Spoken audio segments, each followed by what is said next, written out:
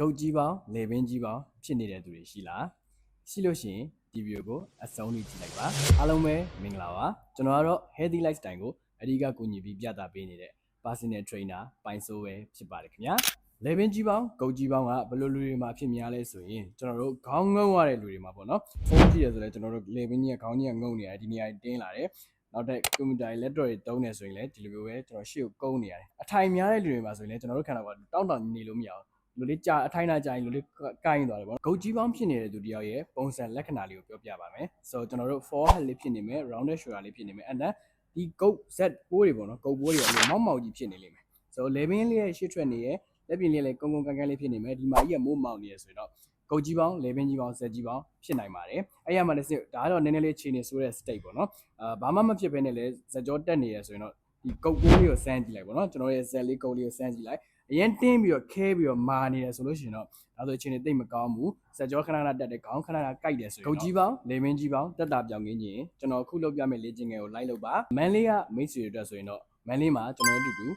rehab training လုပ်ပြီးတော့တက်တာပြောင်းခင်းအောင်လုပ်လို့ရပါတယ်နောက်တစ်ခုက lifestyle လေးပြင်ပေးပါနေထိုင်မှုပုံစံလေးတွေမှာငုံနာလေးထိုင်လို့ကုန်းပြီးထိုင်တာလေးနည်းနည်းလေး short ပေးပါဒါဆိုရင်တော့အရှင်ပျောက်ကင်းတက်တာနိုင်ပါတယ်ပထမဆုံးတင်းနေရတွေတိုးနေရတွေကို stretching လုပ်မယ်အကျော်လျှော့မယ်ဆိုတော့ကျွန်တော်တို့ရဲ့ခေါင်း level လေးကဖြော့ထားမယ်အလေတက်တယ်လေးမှာနောက်တစ်ခုကျွန်တော်တို့ရဲ့ခေါင်းလေးပေါ်မှာ leg လေးတင်လိုက်တယ် level လေးကဖြော့ထားပြီးလေးရှူ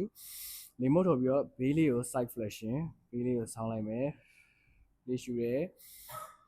လေမုတ်ထုတ်တယ်လေပင်ဘေးလေးတင်းလာမယ်အဲ့ဒါလေး relax ပေါ့နော် short ထားပြီးဒီတိုင်းလေးကိုမရတော့တဲ့နေရာမှာအတင်းဆုံးနေရာမှာsecond 20ခဏရထားမယ်လေးရှူရဲလေမုတ်ထုတ် relax ပေါ့နော်လက်လေးကတတာလေးဆွဲပေးမယ်လေပင်လေးကဖြော့ထားပေးမယ် so ဘေးရောညာရောသွားပေးမယ်နောက်ထပ်တစ်မျိုးကကျွန်တော်တို့လေပင်ကိုဒါဆိုရင်ကျွန်တော်အရှိတက်တယ်ပေါ့နော်ဘေးလေးနည်းနည်းလောက်ဆောင်းလိုက်မယ်ဆောင်းပြီးတော့ခေါင်းလေးနည်းနည်းလောက်ငုံလိုက်မယ်ဆိုဒီလိုလေးဆောင်းလေးဖြစ်သွားပြီဒါဆိုရင်ဒဲကြီးပေါ့နော်ဒီဘေးကိုဆောင်းလိုက်တယ်ဆောင်းပြီးတော့ကျွန်တော်တို့ရဲ့မျက်နှာရှိလက်လေးယူလိုက်မယ်ရေရှူမယ်ရေမယ်လေးဖွင့်ထားပြီးလေပင်လေးကိုရှော့ထားပြီးတော့လက်လေးကဖြည်းဖြည်းလေးမို့ထုတ်ပြီးတော့ဆွဲချအတင်းလုံးဆိုရင်နေရာရောက်ပြီဆိုရင် second နဲ့ခဏဆွဲထားမယ်ပေါ့နော် and then slowly relax ဒါလည်းဘေးရောညာရောနှစ်ဖက်လုံးသွားပေးပါမယ်မတန်တဲ့မာဆယ်လေးကိုပြန်တန်အောင်လုပ်ပေးမယ် so အိမ်မှာရှိတဲ့နေရာလေးမှာသွားလို့ရတယ်6လေးနှစ်ဖက်ကိုဒီမှာကျလာမှာရှေ့ဆန်2လေးနည်းနည်းကွေးပြီးရင်ခေါင်းလေးလည်းခေါင်းနောက်စီလေးလည်းကတ်တယ်ပခုံးလေးလည်းကတ်တယ်တင်မလေးလည်းကတ်တယ်ဒီ3မိုင်ကိုကတ်ထားမယ် and then ကျွန်တော်တို့ဒီတိုင်းဆိုရင်မေးသီးလေးရှေ့ထွက်နေမယ်မေးသီးလေးကို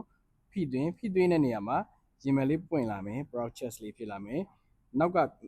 ခေါင်းနောက်ကိုလုံးဝနေရံနဲ့မကွာသေးပဲနဲ့ခေါင်းနေရံနဲ့မှာထိုးသွင်းနေလုံးဝကတ်ထိုင်းနဲ့ squeeze ညှစ်ထားမယ်လေရှူတယ်စိတ်လျှော့ထားပြီးလေမုတ်ထုတ်ပြီး5 second လောက်ခဏရဲမယ် and then relax ဒီကိုလုံးဖြော့ချပြီးမေးသီးလေးရှေ့ပြန်ထွက်သွားမယ်မေးသီးလေးလေပင်မှာကဲရင်နဲ့ဖိသွင်းအုတ်နေရံလေးကိုကျွန်တော်တို့ခေါင်းလေးဖိသွင်းလေပင်နေရာကြီးတင်းလာမယ်